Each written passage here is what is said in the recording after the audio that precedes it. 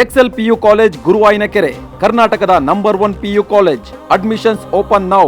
ಡಿ.ಕೆ. ಶಿವಕುಮಾರ್ ಅವರು ಮುಖ್ಯಮಂತ್ರಿಗಳಾಗಿ ಅಧಿಕಾರ ವಹಿಸಿಕೊಂಡ ನಂತರದಲ್ಲಿ ಬಹಳ ಆತುರವಾಗಿ ಬಿಡದಿ ಟೌನ್ಶಿಪ್ ವಿಚಾರದಲ್ಲಿ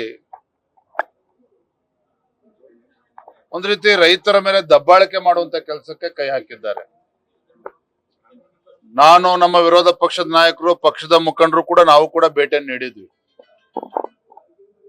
ಒಂದ್ ಕಡೆ ಸರ್ಕಾರ ಹೇಳ್ತಾರೆ 80% ರೈತರು ಬಿಡದಿ ಟೌನ್ಶಿಪ್ಗೆ ಅನುಮತಿಯನ್ನ ಕೊಟ್ಟಿದ್ದಾರೆ ಅಂತ ಹೇಳ್ತಾರೆ. ಆದ್ರೆ ವಾಸ್ತವಿಕ ಸತ್ಯ ಏನಪ್ಪಾ ಅಂತ ಹೇಳಿದ್ರೆ 70-80% ರೈತರು ಇದಕ್ಕೆ ವಿರೋಧವನ್ನು ವ್ಯಕ್ತಪಡಿಸ್ತಾ ಇದ್ದಾರೆ. ಕೃಷಿ ಚಟುವಟಿಕೆಗಳಿಗೆ ಪೂರಕವಾಗಿರ್ತಕ್ಕಂಥ ಫಲವತ್ತಾಗಿರ್ತಕ್ಕಂಥ ಜಮೀನನ್ನ ಕಸ್ಕೊಳ್ಳಕ್ ಹೊರಟಿದ್ದಾರೆ. ಹಾಗಾಗಿ ಸಹಜವಾಗಿನೇ ಇವತ್ತು ರೈತರು ಆಕ್ರೋಶ ವ್ಯಕ್ತಪಡಿಸ್ತಾ ಇರುವಂತದ್ದು. ಹಾಗಾಗಿ ನಾನು ತಮ್ಮ ಮುಖೇನ ರಾಜ್ಯದ ಮುಖ್ಯಮಂತ್ರಿಗಳಿಗೆ ಆಗ್ರಹ ಪಡಿಸ್ತೇನೆ, ಈ ರೀತಿ ದಬ್ಬಾಳಿಕೆ ಮಾಡೋದನ್ನ ಬಿಟ್ಟು ರೈತರ ಜೊತೆ ಸಮಾಲೋಚನೆ ಮಾಡಬೇಕು. ಈ ರೀತಿ ರೈತರನ್ನ ಒಕ್ಕಲೆಬ್ಬಿಸುವಂತ ಕೆಲಸಕ್ಕೆ ಕೈ ಹಾಕಬಾರ್ದು ರಾಜ್ಯ ಸರ್ಕಾರ ಅಂತೇಳಿ ಮತ್ತೊಮ್ಮೆ ಸಂದರ್ಭ ಆಗ್ರಹ ಪಡಿಸ್ತಾ ಇದ್ದೇನೆ. ನಿಶ್ಚಿತವಾಗಿ ಚರ್ಚೆ ಆಗ್ತದೆ. ಸರ್ಕಾರನೇ ಅನುಸರಿಸ್ತಾ ಇದ್ದಾರೆ. ಇದು ಸಮಗ್ರವಾಗಿ ಚರ್ಚೆ ಆಗ್ಲೇಬೇಕು. ಸದನದಲ್ಲೂ ಕೂಡ ಚರ್ಚೆ ಮಾಡ್ತೇವೆ.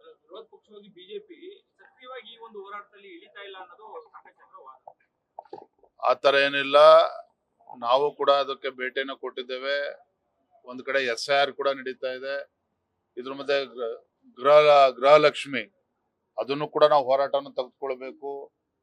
ಬಿಡದಿಲಿರ್ತಕ್ಕಂಥ ರೈತರು ಎಲ್ಲೇ ಇದ್ರು ಕೂಡ ರೈತರ ಪರವಾಗಿ ಧ್ವನಿ ಎತ್ತಬೇಕಾಗಿರ್ತಕ್ಕಂಥ ನಮ್ಮ ಕರ್ತವ್ಯ ಕೂಡ ಇದೆ. ಅದನ್ನ ಮಾಡ್ತಾ ಇದ್ದೇವೆ. ಹೋರಾಟವನ್ನು ಕೂಡ ರೂಪಿಸ್ತಾ ಇದ್ದೇವೆ. ಎಲ್ಲ ಮುಕ್ತ ಆಗಿದೆ ಬಿಡಪ್ಪ. ಆಯ್ತು.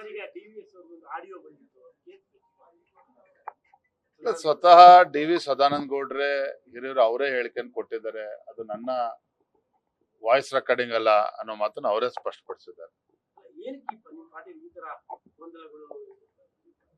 ಅವ್ರಿಗೆ ಧ್ವನಿ ಅವ್ರದೇ ಅಲ್ಲ ಅಂತ ಹೇಳಿದ್ಮೇಲೆ ಅದ್ರ ಬಗ್ಗೆ ಮತ್ತೆ ಚರ್ಚೆ.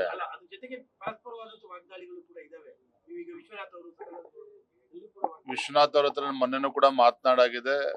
ಇರುತ್ತೆ, ಕೆಲವು ಕ್ರೈಸಿಸ್ಗಳು ಇರುತ್ತೆ. ಇದ್ರ ಮಧ್ಯನೂ ಕೂಡ ಸಂಘಟನೆ ಕಾರ್ಯಕರ್ತರ ಧೈರ್ಯ ತುಂಬಿಕೊಂಡು ಕೆಲಸವನ್ನ ಮಾಡ್ಲೇಬೇಕಾಗ್ತದೆ.